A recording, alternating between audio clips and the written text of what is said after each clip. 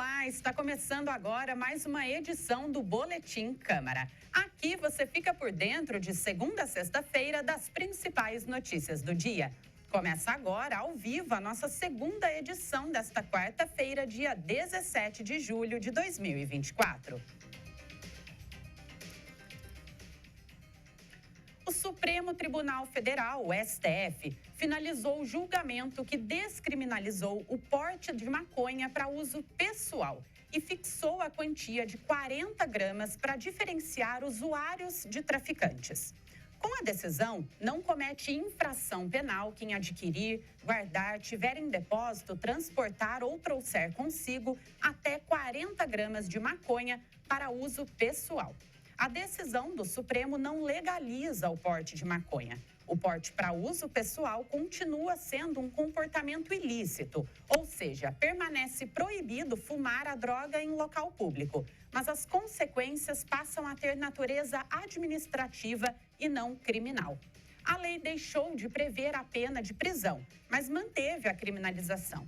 Dessa forma, antes da decisão da corte, usuários de drogas eram alvos de inquérito policial e processos judiciais que buscavam a condenação para o cumprimento dessas penas alternativas. Após o julgamento, o presidente do STF, Luiz Roberto Barroso, disse que a decisão pode retroagir para atingir pessoas condenadas pela Justiça. Segundo ele, a decisão pode beneficiar pessoas exclusivamente condenadas por porte de até 40 gramas de maconha sem ligações com o tráfico. Logo mais, o Boletim Câmara vai trazer o advogado Robson Ferri, que é especialista em direito penal e também em processo penal, para uma entrevista sobre esse tema. Então, fique conosco e acompanhe.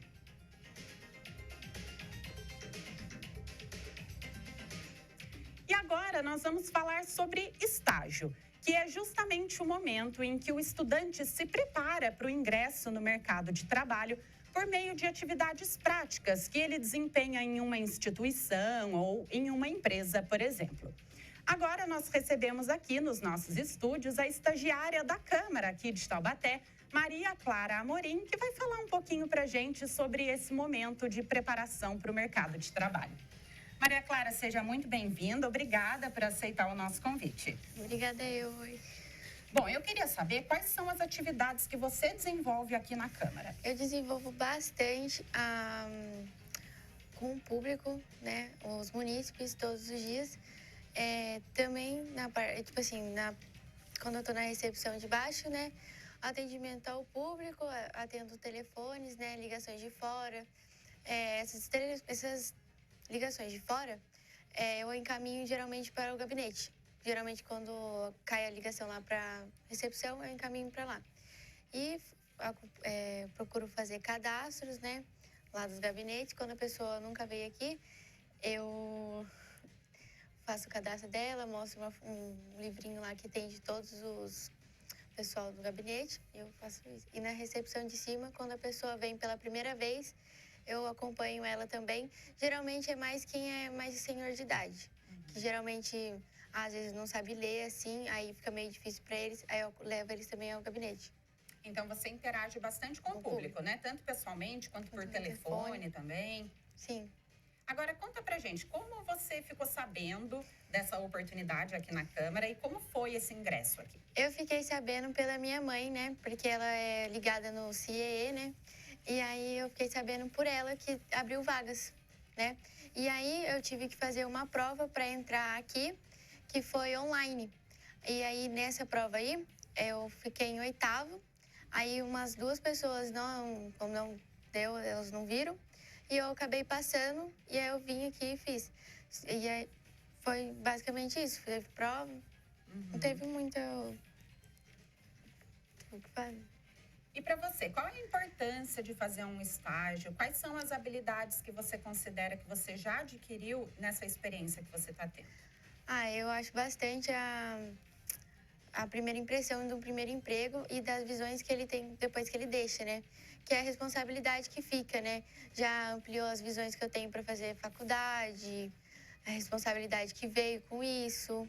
Teve bastante coisa que mudou a minha cabeça quando eu entrei aqui. Foi bastante coisa, eu gostei pra caramba. Bastante. E você é uma menina jovem ainda, está no ensino médio, né? Qual o recado você deixa para as pessoas que, de repente, possam ter interesse em ingressar no mercado de trabalho por meio de um estágio? Você incentiva que as pessoas Eu façam? incentivo bastante, porque eu acho que amadurece bastante a pessoa e deixa ela com bastante responsabilidade para fazer pós o estágio. Bom, tá ótimo. Quero agradecer, então, a sua presença mais uma vez e a gente se encontra numa próxima oportunidade. Até. Obrigada. Pode ficar aqui comigo. E na semana passada, nós falamos bastante sobre a Lei de Diretrizes Orçamentárias, que é a LDO. A Câmara votou e aprovou o projeto de lei. E assim entrou em recesso das atividades aqui no plenário.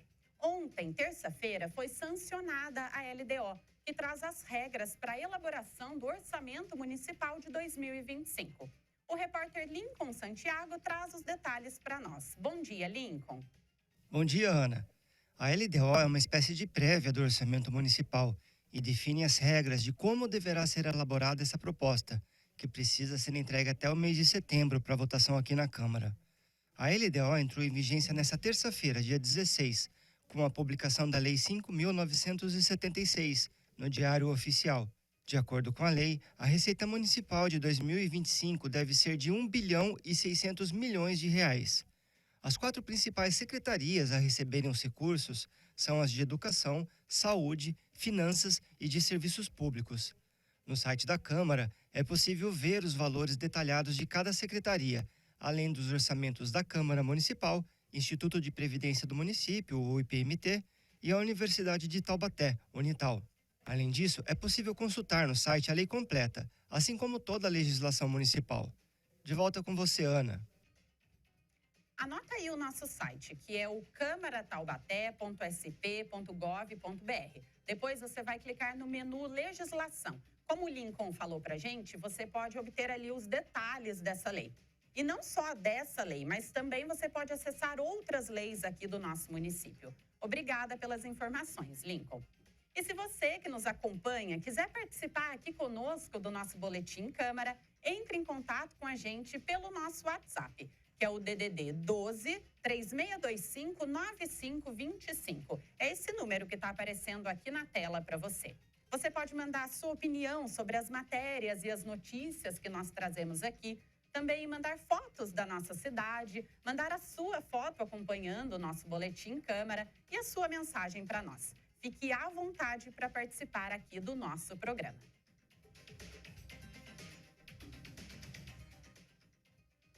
E agora nós seguimos com as manchetes dos principais jornais da nossa região e também do Brasil. O UOL destaca: cédulas da primeira família do Real serão retiradas de circulação de acordo com a determinação do Banco Central. Mas caso você tenha uma pequena fortuna guardada aí dessas cédulas, não há necessidade de entrar em pânico. As notas ainda mantêm o seu valor e podem continuar sendo utilizadas normalmente. CNN traz como manchete: Serviço Secreto assume responsabilidade por falha em segurança de Trump. Diretora da Agência de Proteção de Autoridades reconhece possibilidade de mudar protocolos após ataque contra o ex-presidente. Portal R7 destaca: Comissão de Constituição e Justiça do Senado deve votar hoje a proposta de emenda à Constituição que concede autonomia orçamentária e financeira ao Banco Central e o transforma em empresa pública com independência. E, por fim, o Diário de Taubaté destaca: economia brasileira teve crescimento de 0,3%, impulsionada pelo consumo interno aquecido. Nos últimos 12 meses, a alta foi de 2,4%. O levantamento funciona como uma espécie de prévia do Produto Interno Bruto, o PIB, o conjunto de todos os bens e serviços produzidos no país em um determinado período. E seguimos agora com a previsão do tempo.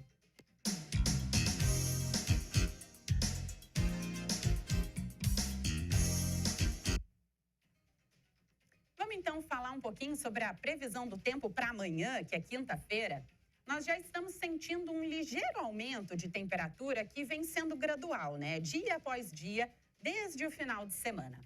Amanhã teremos bastante nevoeiro ao amanhecer, assim como hoje, assim como está sendo essa semana. E as temperaturas à tarde vão chegar aos 25 graus. Com a abertura do sol, a sensação térmica pode ser um pouquinho maior. À noite, a variação de temperatura fica mais acentuada. O que isso significa? A diferença entre a temperatura máxima e a mínima aumenta. Durante a madrugada, o termômetro chega aos 12 graus. Uma noite fria, né? Não se esqueça de proteger os idosos, crianças e animais de estimação, que são os mais vulneráveis nesse período do ano.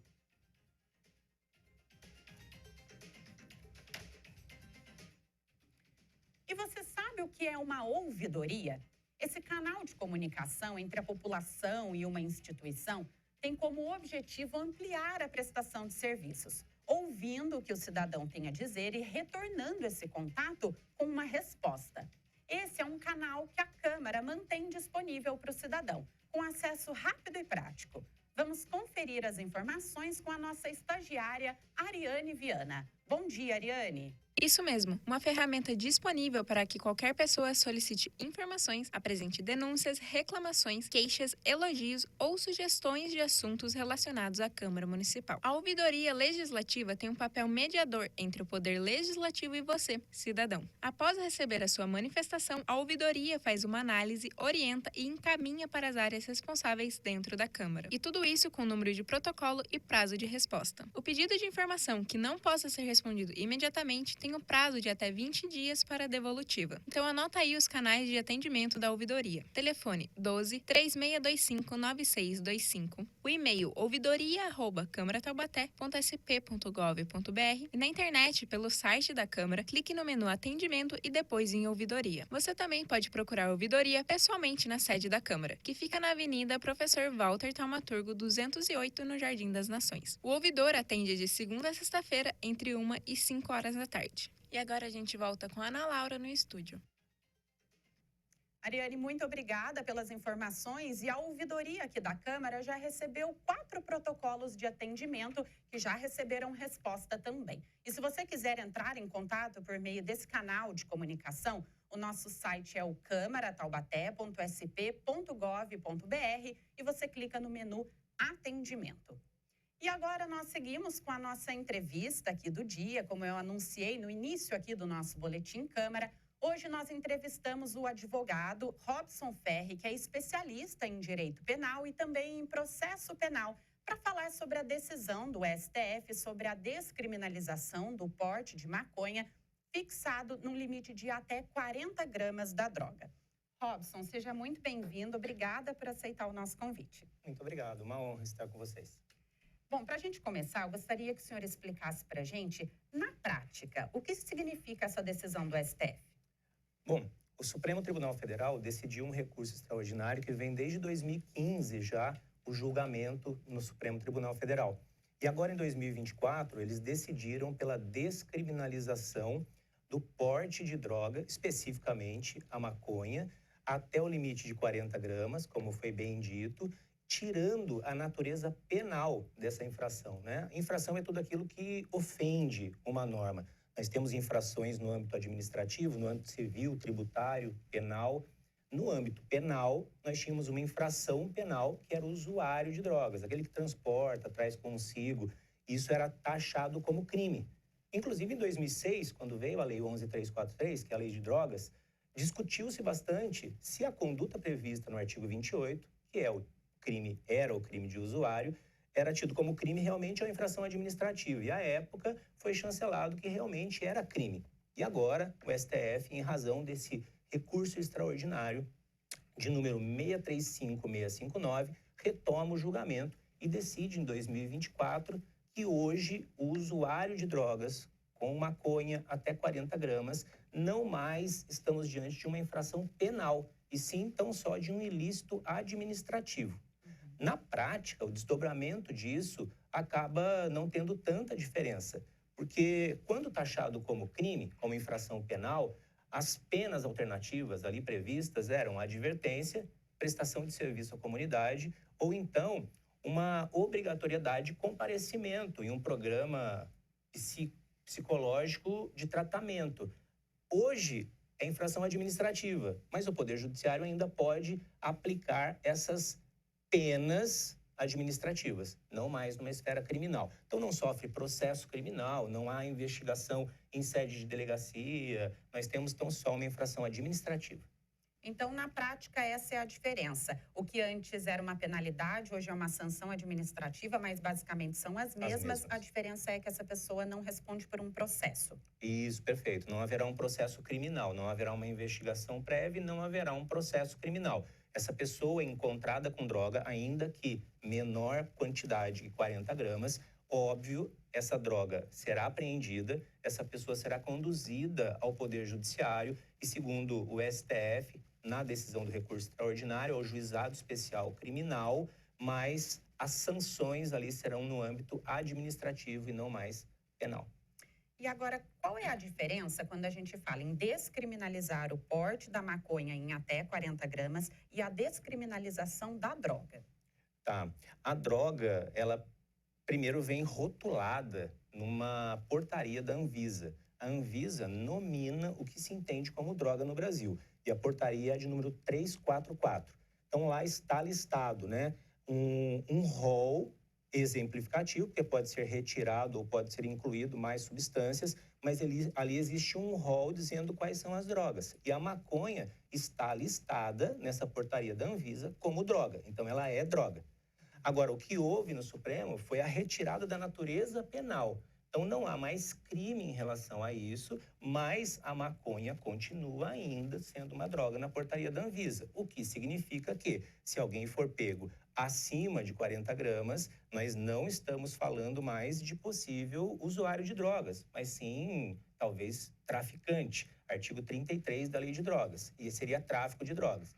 Importante ressaltar também que aquela pessoa que for pego com menos de 40 gramas não significa absolutamente que ela terá só um desdobramento administrativo. Dependendo das circunstâncias em que a pessoa for detida com a droga, pode, inclusive, com menos de 40 gramas, ser rotulado como um tráfico de drogas. Por exemplo, maconha em vários invólucros, numa pochete, por exemplo, ou num bolso da blusa, com várias notas, dinheiros trocados, na porta de uma boate. Isso é uma clara conotação de traficância. Então, tráfico, no artigo 33, mesmo com menos de 40 gramas. Então, o simples fato da quantidade da droga não vai determinar em qual caminho aquilo vai ser tomado.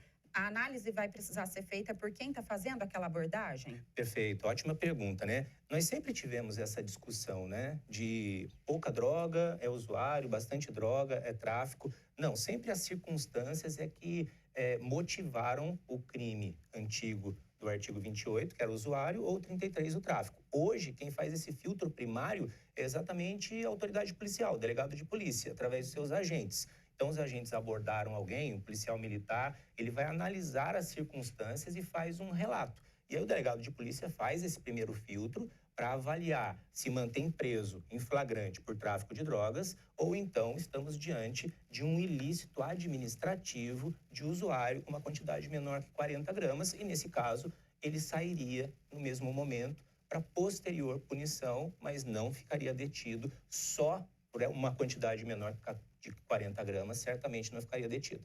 Mas se as circunstâncias disserem que é tráfico, perfeitamente, lavra-se o auto de prisão em flagrante, inicia-se o inquérito policial, que é uma investigação, para posteriormente um processo criminal. Perfeito. E nós trouxemos aqui, no início do nosso Boletim Câmara, as informações que, inclusive, quero destacar aqui, que é da agência de notícias, Agência Brasil, e constava que a lei pode retroagir em caso de beneficiar o apenado. Essa revisão é automática ou a pessoa precisa entrar com algum pedido na justiça? Precisa, né? Essa é uma discussão muito grande dentro da disciplina de direito penal.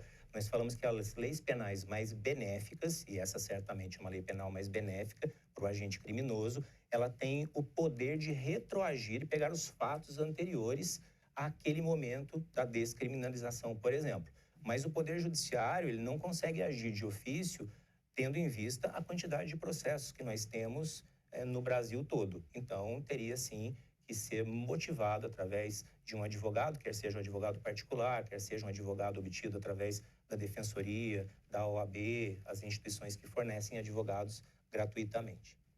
E a repressão ao uso de drogas deve continuar? Sim, certamente. Isso é algo que nós devemos ressaltar, né? Apesar da decisão do Supremo tão só taxando essa antiga infração penal como infração administrativa, na própria decisão do recurso extraordinário foi mencionado pelos juízes que a repressão e o ensinamento sobre os malefícios do uso de droga devem ser incentivados. Inclusive, na própria decisão, eles pediram a liberação de um fundo específico que combate as drogas para que haja exatamente essa difusão dos efeitos maléficos e também o combate quanto ao incentivo do uso de drogas. Agora, quais são as implicações que uma decisão como essa pode ter ali na nossa sociedade?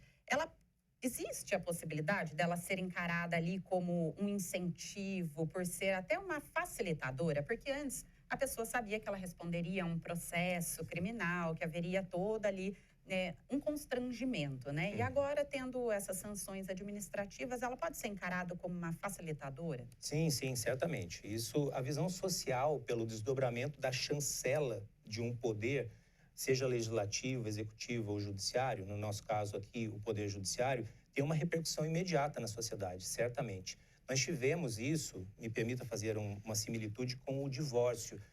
Alguns anos atrás, o divórcio, em verdade, lá atrás, não podia nem se divorciar. Então, em 1975, trouxeram o desquite. Depois de 5 anos de casado, poderia se desquitar. Depois, divórcio. De separado, né? Depois de 5 anos de separado, poderia se divorciar? Não, depois de 5 anos de casado. Então, o casamento era tido como um matrimônio sagrado, né? Então, era indissociável. E em 1975 veio a lei do desquite. E aí, 5 anos de casado, poderia se desquitar. Depois, 3 anos, depois 2 anos de separação de fato, poderia pedir o divórcio no juiz, ou então 1 ano de separação judicial, poderia pedir o divórcio, que é o rompimento definitivo do casamento. Quando veio a decisão, alguns anos atrás, em que o divórcio poderia ser feito a qualquer momento, sem esse lapso de 2 anos de separação de fato, ou 1 ano, nós tivemos uma percepção de um crescimento em relação ao divórcio.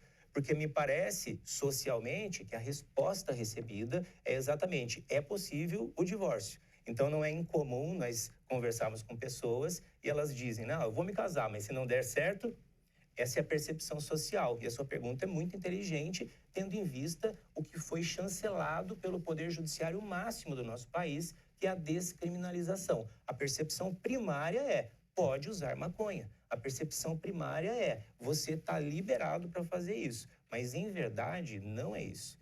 Por quê? Porque existem, certamente, os malefícios comprovados cientificamente, então não deve-se usar drogas, e a decisão do Supremo não tem essa conotação. Tem a conotação de mudança de infração penal para administrativa. Se questionarmos isso, se deveria, se não deveria, talvez fosse uma outra questão de fundo. Mas, socialmente, certamente nós temos uma percepção errônea, mas essa percepção, como eu disse, é errônea. Não há incentivo, não há nenhum benefício no uso. O Supremo Tribunal Federal não incentivou diretamente, por mais que a decisão dele tenha uma repercussão, tanto é que foi inserida na própria decisão o alerta quanto aos malefícios e também o combate em relação à difusão do uso de droga. Perfeito. Quero agradecer, então, mais uma vez a sua presença e a gente se encontra numa próxima oportunidade. Tá bem, muito obrigado, eu que agradeço. Até a próxima. Até.